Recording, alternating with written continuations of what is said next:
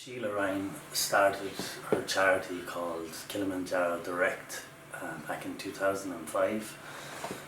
Back then, my first experience with doing charity work, we basically raised money in Ireland and took it to Tanzania, and we filled up a truck with supplies such as rice, maize, cooking oil, sugar, soap, the absolute basics. And we would meet with village chairmen of different areas, because there's not addresses or estates. It's like people living in banana plantations or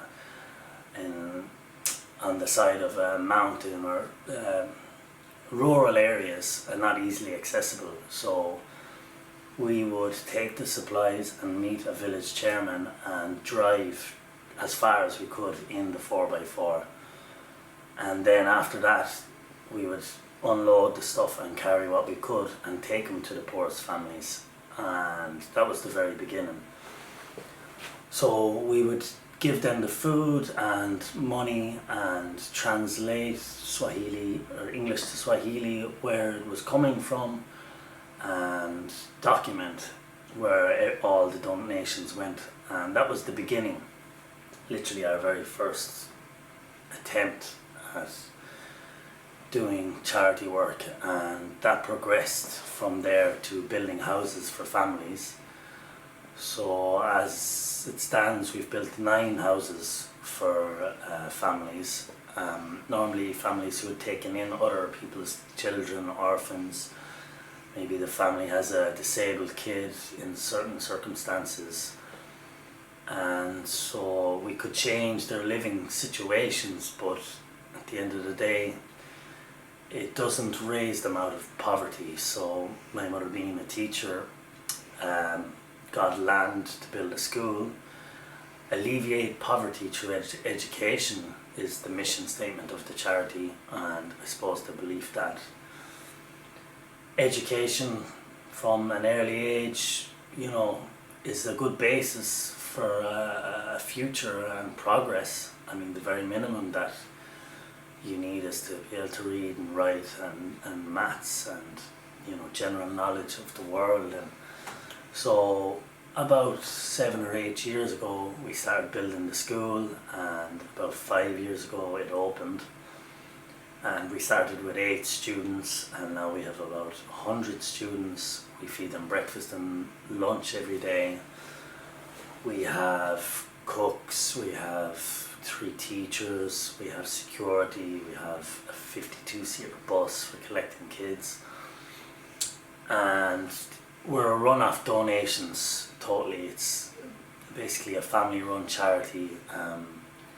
Any volunteers or anybody who visits the school pays their own way out there.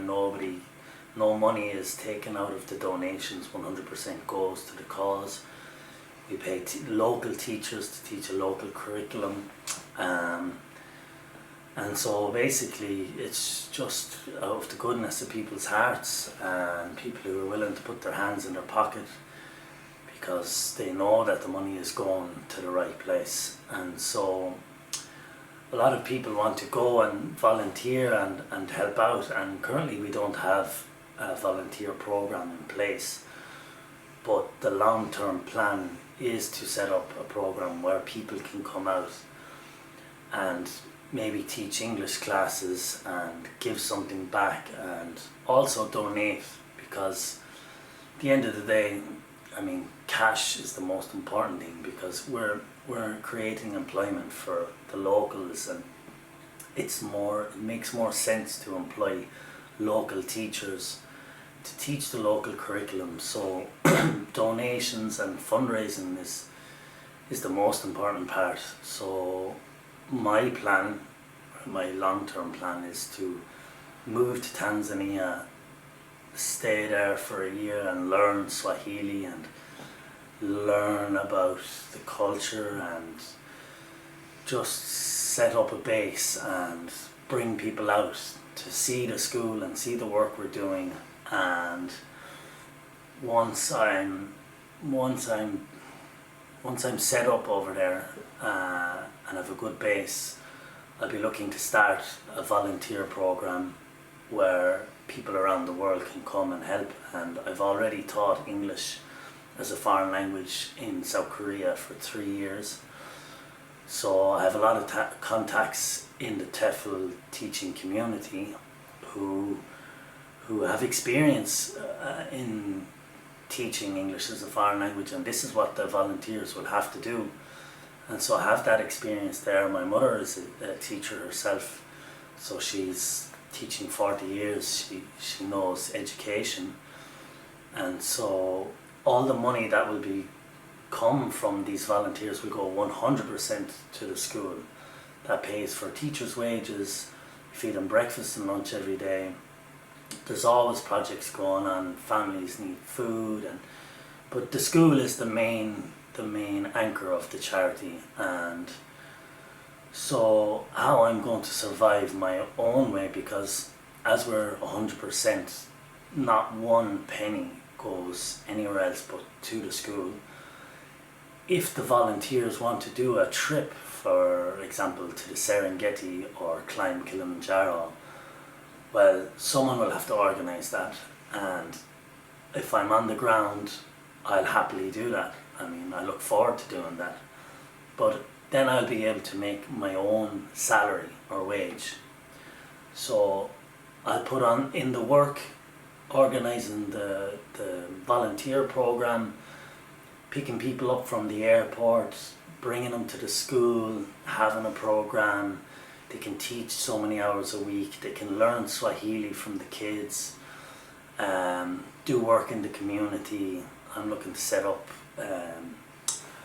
connections with my former school, Rockwell College, also Kieran's College here in Kilkenny. Be great to do something with the transition years, or maybe even the leaving certs after they've finished. Perhaps they could come out during the summer. Any programs, adult learning, microfinancing, sky is the limit as long as it generates industry within the community, and setting up long-term things that people can sustain themselves. And then, as I said, on the side, or as a byproduct of this, people are going to want to see the country. It's a very beautiful country in Tanzania. You have Serengeti, you have Ngurunguru crater, massive crater with lions, hyena, cheetah, everything, the big five. And so that's what I'm looking to do as well. On one side, fund the school, raise the money, but also guide the people to the Serengeti and other places, and earn a wage for myself, totally separate to any of the donations. There can be no grey area, only black and white. And even I hope to go as far as having the books available online to see where the expenditures go and the costs, because transparency is key when it comes to charities. Raising funds for the last 13 years, I've heard everything from lack of trust to CEOs of charities getting paid 6-figure sums. There's a lack of trust, which is true in certain cases, but also, it's just the lack of transparency. So, it's coming from our heart. We put our money and our time and everything into it, and we believe in it. And so it's really my mother Sheila who's done all this work. It's only following in her footsteps. Without Sheila, none of this would have happened. So really, in about 3 years' time is about the time frame I'm looking to start setting up this volunteer program. I'm going to be reaching out to TEFL teachers. Some of the people I lived with in Korea were involved in setting up curriculums with regards to TEFL courses, what the best progression of learning is. So many things to be done, and I believe we'll get there. Just a matter of time. Right now, fundraisers, any chance we get, we do fundraisers. The money goes directly over. At the start of every month, we have to pay the teachers, and we feed the kids breakfast and lunch every day. So that's 60,000 meals in a month that we provide. So, you know, we just keep going and keep doing what we can, and it's still going, and the school is always going to be there, and kids are getting the education and they're getting the food, and you know, we're doing good work. So that's basically it. Do you have any other questions? If you have any questions or want to contact me personally, you can email me at damieryan, DAMIERYAN @gmail.com, or you can check the Facebook. It's a Kilimanjaro Direct on Facebook. It's a bit dated at the moment, but we will be revamping the Facebook and creating a new website in the new year, hopefully. But I'm contactable. My name on Facebook is Damien Ryan as well. So yeah, don't be afraid to contact me and let me know.